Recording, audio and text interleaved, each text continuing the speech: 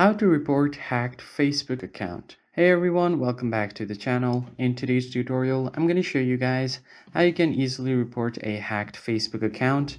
But before we get started, don't forget to leave a like down below and subscribe and turn on the bell icon so you don't miss out on our new videos. So if your Facebook friend's account is hacked and they've asked you to report it, then in that case, first thing you do is open up your Facebook app and make sure that you are logged in. Then you just want to head over to your friends tab and then click on your friends. Now just tap on the profile that you want to report.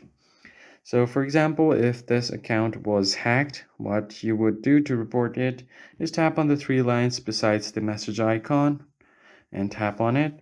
You'll find different options here. So you have an option to block, report profile, see friendship, and everything else. Tap on report profile and then click on something about this profile.